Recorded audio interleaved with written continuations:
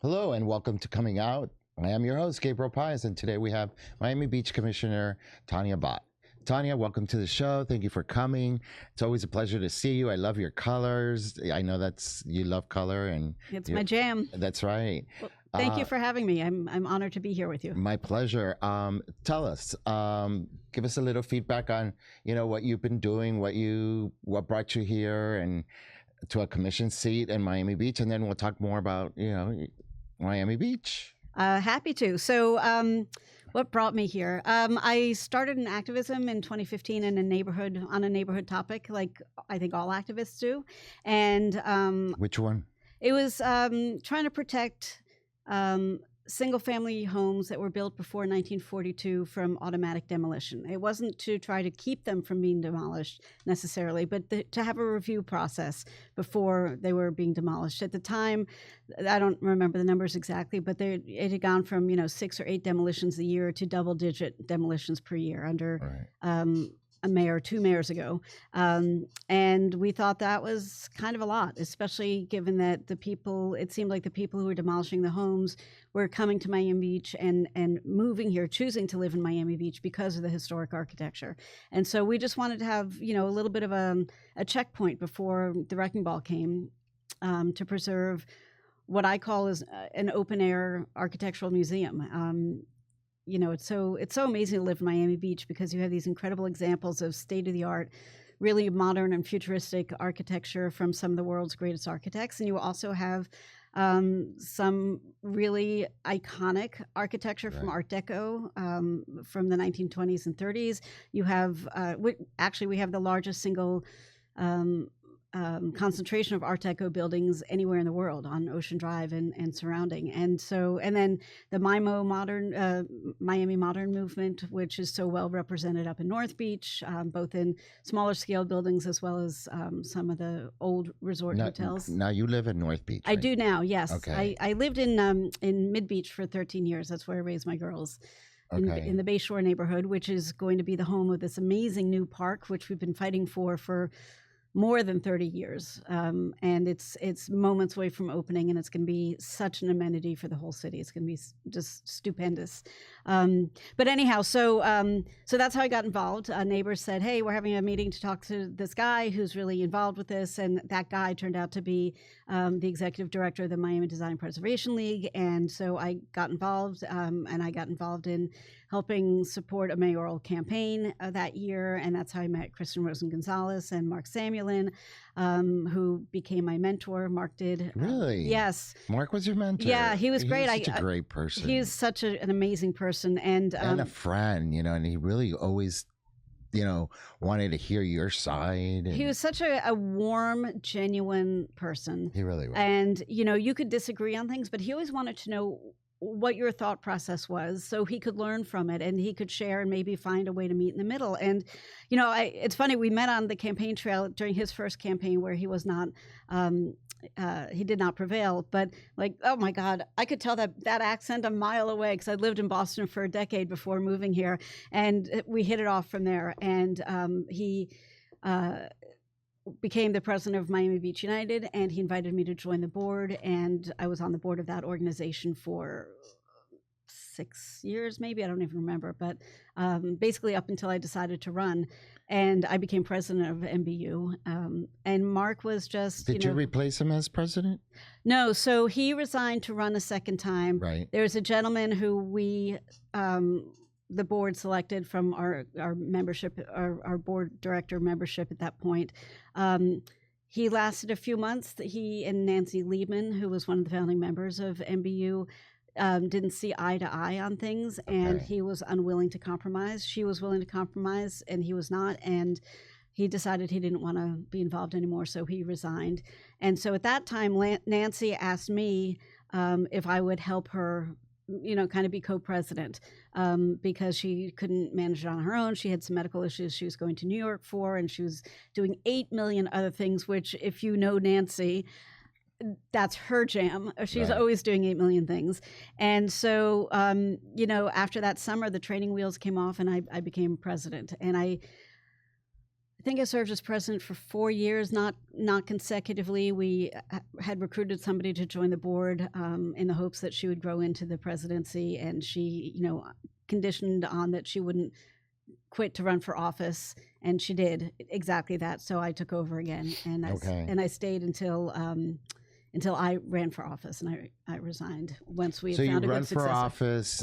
We're just talking about this. You love the job that you do. It's not a job for you. It's a passion. It's a vocation. Yeah. Tell us about what it is for you to be a civic leader, and then become an elected leader. Because one thing is to be, not elected and you're still working for free and you're still doing it with passion. But does that passion extend when you become elected? Yes, 100%, because now you have the power to get things done rather than the opportunity to help influence how things get done. And, to be clear, I am not a politician. I don't have designs on higher office. I love this job. I am not, I'm not some rich dilettante who's like, oh, this is what my hobby will be now. I literally quit my job, sold my house, bought and moved into a smaller apartment so that I could take the risk and afford to do this. And that's commitment. Literally bet my home on being successful. And so this is what I do. This is my job. It's not a well-paid job by any means, but I can squeak by. I figured out how to collapse my costs to be able to just squeak by. And so it is a commitment. It was a commitment. And, if I didn't prevail, then I'd go back to work full time and figure something else out. And that's fine. But happily I did prevail. And happily you prevailed in such a great fashion too, because you came first in the first round, right? I didn't have a runoff. I won in a landslide. Right. Oh, that's right. That's right. That's right. I had an opponent who was, and you won by a big margin. By a big margin. So I had an opponent who is really diametrically opposed to who I am, what I stand for, how I operate.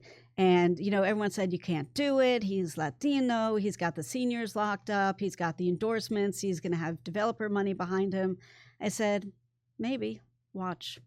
And one of my favorite things is to be underestimated. I love that. My spirit animal is Mighty Mouse. Okay, so that motivates you, that triggers your. I'm listen, it immediately gets you going. Yeah, it doesn't trigger me to do anything different per se. It's just who I am, and so I love being underestimated because I know very well what I'm capable of. And if if you're not sure, that's fine. But to write me off because you know that it can't be done, I'm like, okay. Let's find out, shall we? So now you're on track to you're on what, your second? It's my second year. Yep. What are you working on? What do you would like to see? So it's really interesting when you become a commissioner. Well, the first thing that I think is kind of hilarious is the second you file and you turn in your papers, everyone assumes you are an expert on every topic in the city immediately, which clearly is not a thing. It just is impossible. I feel like I had a good running head start because I had been an activist for so many years prior. And especially, I was on the board and the president of Miami Beach United, and we get involved in matters citywide. So it's not just a specific thing. I was also on the board of the Miami Design Preservation League, which is more of a specific thing, talking about land use regulations and specifically geared to preservation and thoughtful development. And I was also I like that, thoughtful development. Well, that's it. I mean, people say, oh, we can't have any development at all. And I'm like, that's not realistic. No, not at all. We're not casting our city in amber. We need to evolve and grow, but we need to do it in a thoughtful way, right? We can't be sticking 50-story skyscrapers in the middle of a residential neighborhood. That is not that our city can't support it. Literally, we cannot support it. And so we need to make sure that we work with people to do something that is the right fit, the right mix, the right feeling for the community, because otherwise we turn into sunny isles, and that's not okay either. And what concerns me is seeing North Beach, the expansion that North Beach is about to experience. It's going to be surmountable, and we have the infrastructure there prepared to get all these? And So Nobody can ever tell me yes or no. no, well, we don't have that infrastructure. The biggest there's kind of three big aspects to infrastructure. One is traffic, one is sewer concerns, and one is water concerns. We, throughout the city, are already basically at a failed state. There are very few roads that the Florida Department of Transportation rates higher than an F. We don't have room to expand our roads. We have challenges with parking. We need to think really holistically and out of the box about how do we get people off the roads and out of their cars. And one of the things that I've been working on since I was elected is I broadly refer to it as micromobility. But it's the idea of how do we get people using our beach walk and our interior streets on a bike or on a scooter or on an e-bike safely, so that takes some people out of cars. Now, it's not going to work for everybody. I mean, if you're bringing 3 kids to and from school in the morning, it's not going to be for you necessarily. Or if you're a senior and you're doing errands, it's not going to be for you. But there are plenty of people who do already commute that way. And so let's make it safer for them and more inviting so that more people will want to do it. We are uniquely suited for that. We're a small community, 7 miles long. We have one of the greatest bike paths in the country, which is the beach walk. And we're hoping to get approval from the state for a second beach path so that we could move the pedestrians off of our beach walk and onto a different beach path that's elevated so you could see the water, and then we could put the beach walk that currently exists and make that more of a transit corridor for bikes and e-bikes and all that kind of stuff. Okay. It is a heavy lift. We are completely dependent on the state saying yes, and so we're in the process of doing feasibility studies so that we can prepare a package to go to the state and basically beg on bended knee for a little bit of latitude on this. It's like if you've ever been up to Bal Harbor, Surfside, where you have those 2 paths. You've got one that's much wider. Ours will never be that wide because it was built differently. But you've got one that's wider and more sort of functional, and then one that's elevated. It goes over the top of dunes safely. It doesn't interfere with the dunes. You have a magnificent view of the water, and it's beautiful. I run up there all the time.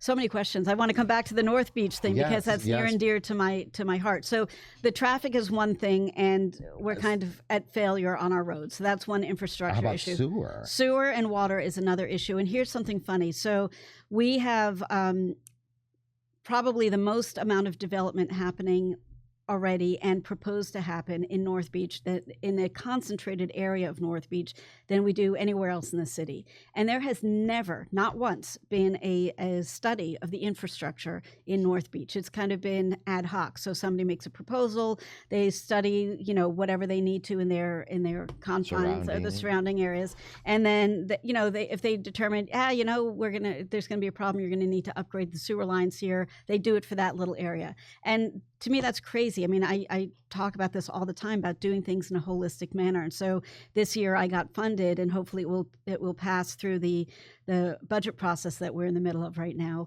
an actual study of all of North Beach to determine where we have opportunity, where we have, we're on the risk of failure. Because remember also, not just for our developments, but the water and sewer, or the sewer lines, come from Indian Creek Island, right.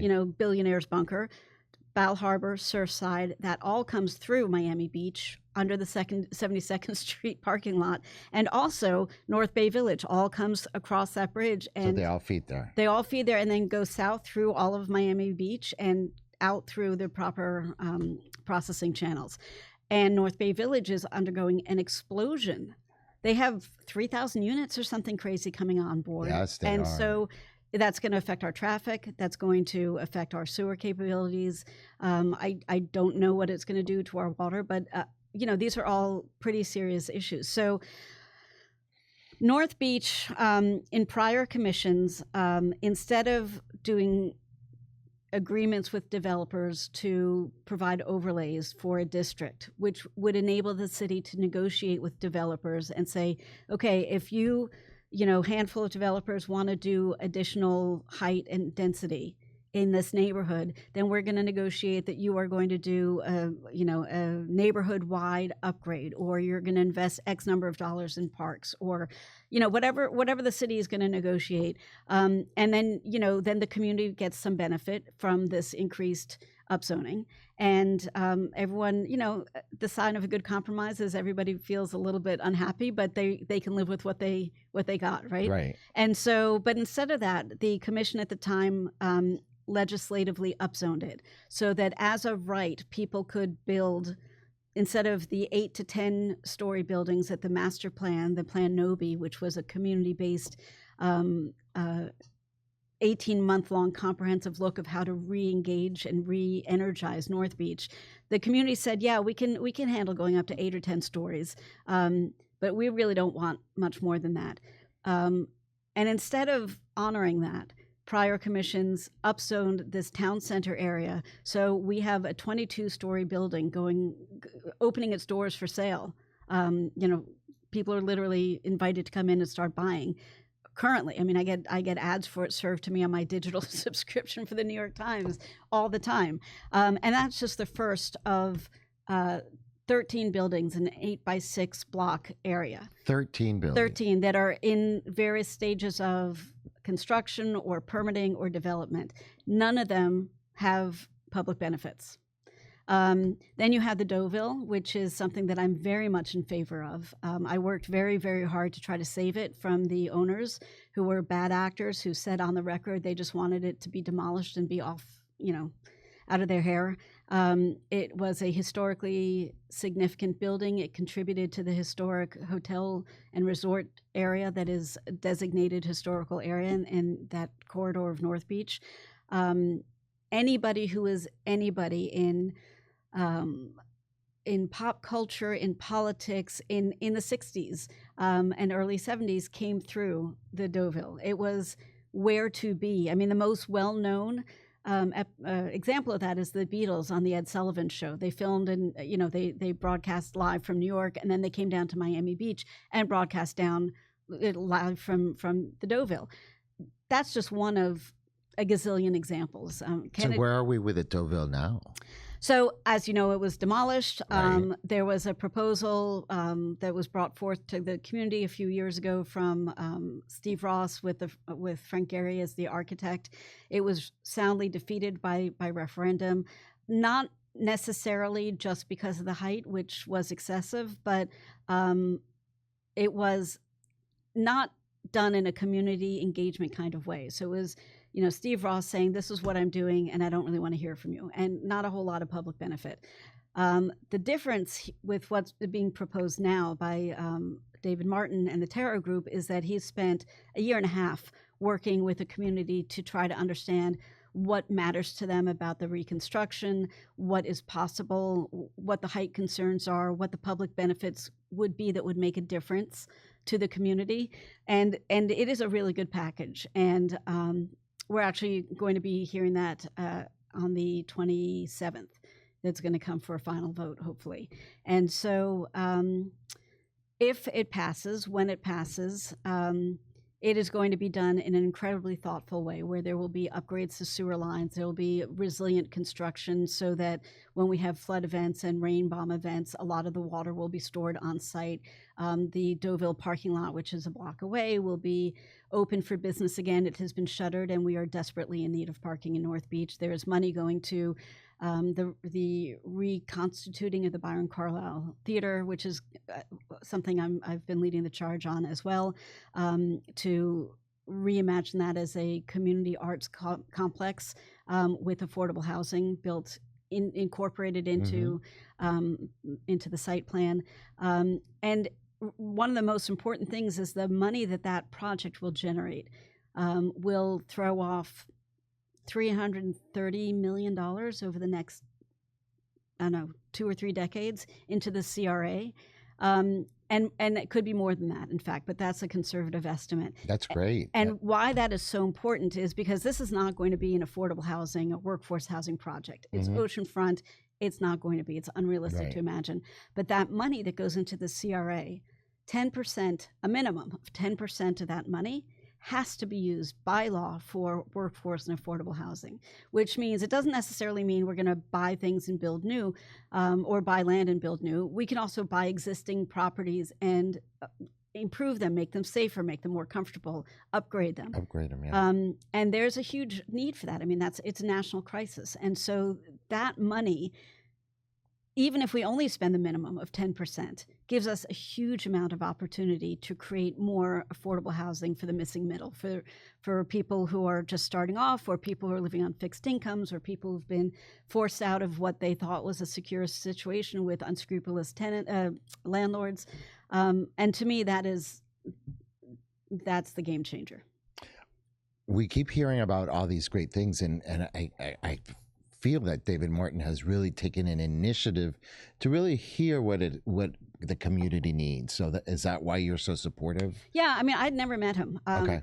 I'm trying to think if I'd even ever seen him in person. I guess I might have seen him at planning board meetings, but I never said boo to the man. And he came in when I was elected and introduced himself and told me what he wanted to do and what he was thinking of. And I said, look, this is, out of all the buildings in the city of Miami Beach, this is one I am very personally attached to. And if you come to me with a good proposal, I'm all ears. If you come to me with some kind of bait and switch or something that doesn't take into account what the neighbors need, there's no conversation to be had.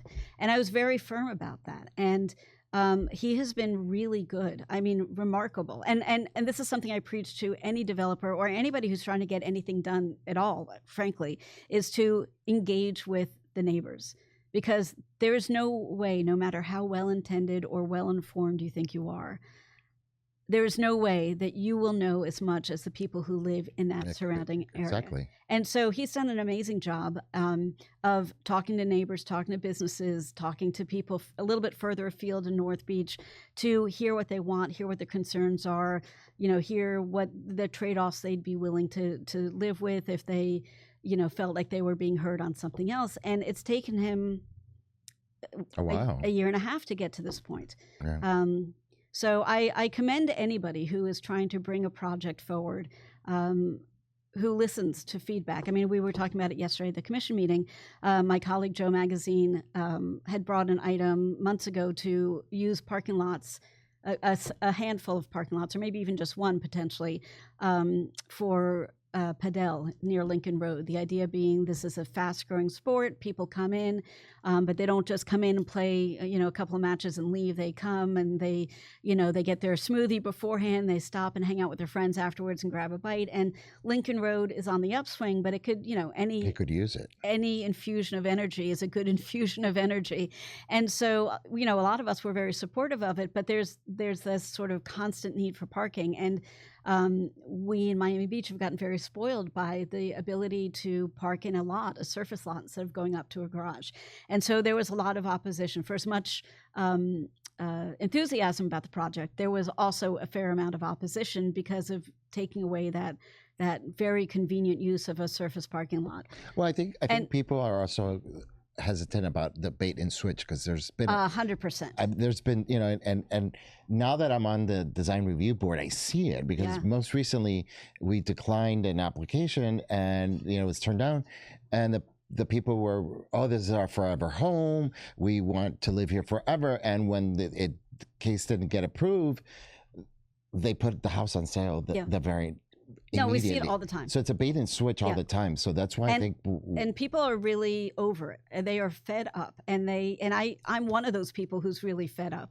And so to Joe's credit, the suggestion was made, why don't we look at the rooftop of one of the parking structures that isn't used? It's an underutilized parking structure. And on those rare occasions that, that it gets filled up, well, okay, so we've lost a handful of spots, but it's not the spots that the residents are using all the time.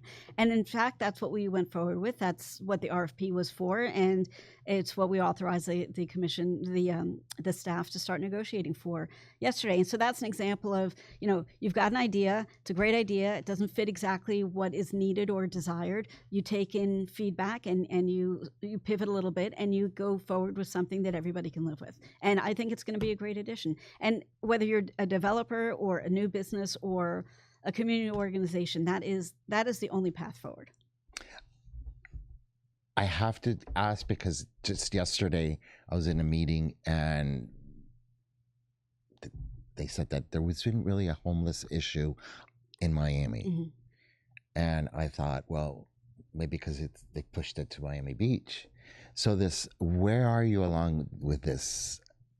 You know, it's such a hard topic to look at and to study it, you know, and I understand sometimes these things may take you months to really get yourself into a position where you say, here I am, right?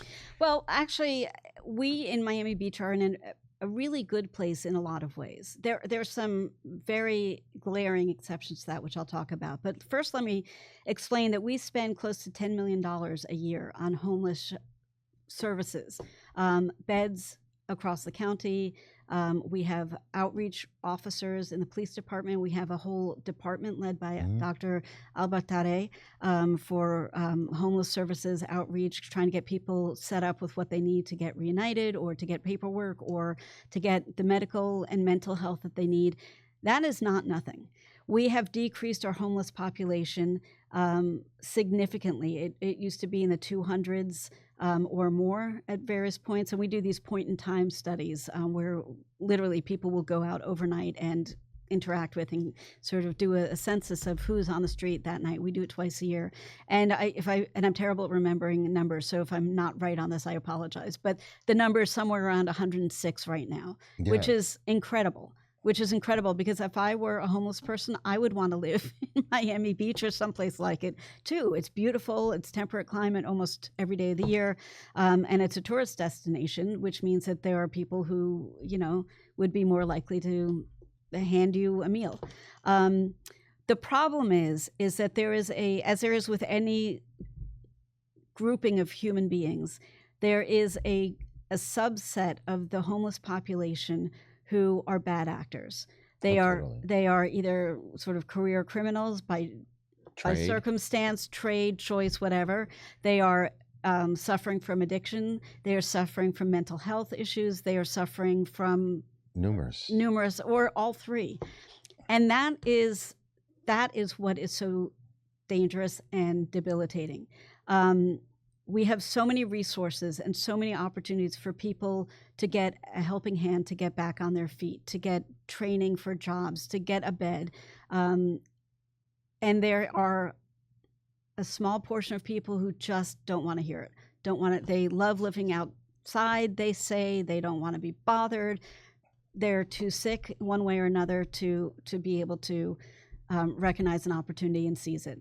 And they are the ones doing the damage. And it's real damage. I mean, a friend of mine, this wonderful community activist in her, well, it's not nice to say a lady's age, but in her later years, was verbally assaulted. Thankfully, it was, and physically assaulted, but it was relatively minor. But I mean, you know, you knock down a person in somebody's later years, and that could be devastating. Yeah, that could be the beginning of the end.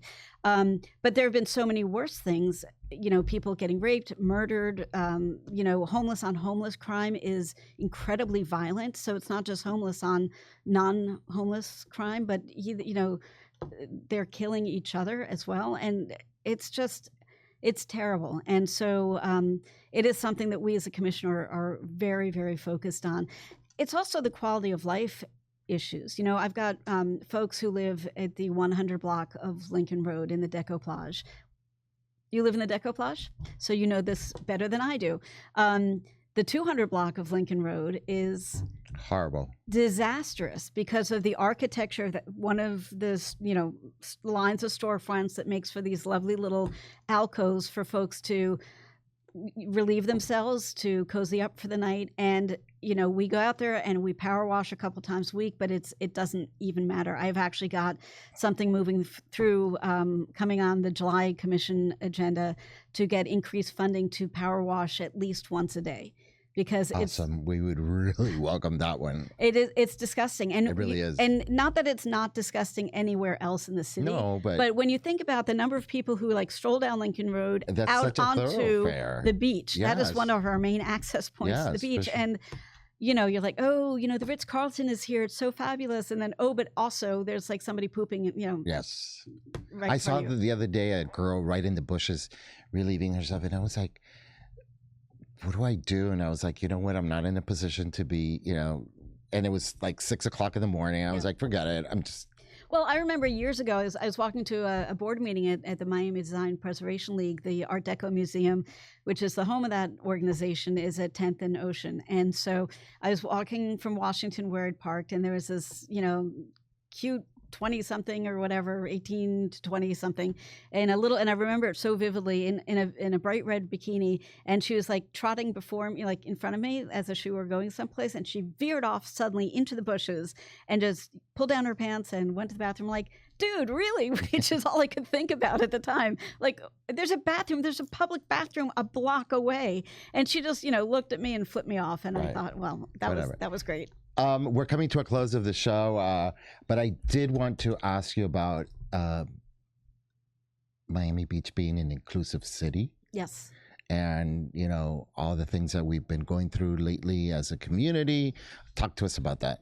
It is so vital. It is so fundamental to the core of who Miami Beach is, what we mean to so many people. And it's ironic because it was founded by a raging anti-Semite, and it was a sundown town, right? So we have come a long way, and it doesn't mean that there's not more progress to be made. But the thing that makes Miami Beach so special, and has been since the 90s, is how diverse and welcoming and inclusive it is of everybody. Full stop. There, as it should be. And it makes it so unique. I grew up moving every few years. I got very lucky and chose parents who decided they wanted to travel the world. We're American, but I lived overseas until I came back to the States for college. And so normally I get itchy every 2 to 4 years. I'm like, oh, I'm getting a little antsy. Maybe I should be thinking about moving or, whatever. I'm 23 years and counting in Miami Beach. I have no desire to go anywhere because there's so much diversity of everything in Miami Beach. Now, it's not as deep as New York, right? New York, you can have a bazillion different things to do at 2 o'clock in the morning. That's not the case here. But we have so many different pockets of awesomeness: the food, the people, the opportunities, the culture, the communities. It's so rich, it's so diverse, and it's like it's a microcosm of the world, and that makes it so incredibly special. And we were talking earlier about the Blue Zones initiative that I'm leading, and one of the things that makes this initiative so important, it's not about living to be 100. It's about living better longer. So wherever you are in your life cycle, what you value, we can meet you and help you be connected and be healthier in whatever way that manifests for you. And so it ties into this idea of being this really inclusive city, because it's not just the Blue Zones initiative. It's not just for children or really rich people or seniors. It's for all of us. Everybody. Yeah. And in lots of different ways. And maybe at some future point, we can talk just about that to give you an for update. Sure. Of course. I would love that. We'll be doing, be making a final decision by the end of the year. But no, Miami Beach, the special. There's so much that's special about Miami Beach. It is such a beautiful city. The weather is great. The food is great. There's so much to do at night. And if you want to, stay out and party till you drop, plenty of opportunity to do that. If you want to be up at sunrise and doing yoga on the beach and then spend the day at museums and cultural institutions, plenty of time to do that. And the sparkle that ties it all together is that it is equally welcome to everybody. Like, if you're going to do bad things, please take that elsewhere. Right. Like, feel free to break crimes anywhere else. We're not so interested in that in Miami Beach. That's why we broke up with. That's why we broke up with Spring Break. But if you don't have any illegal intents, bring it on. We love having our visitors come. Thank you so much for your time. Thank you for coming and just giving us a glimpse of what Tanya does for the city and what you've been doing and so much work that you continue to do. And you got 6 more years, so good luck. Well, thank you for putting it that way. That's what I'm hoping for, to have a good chunk of time. I'm sure that we will elect you again. On that note, thank you for joining us this afternoon. We appreciate your time, and we look forward to the next show. Thank you.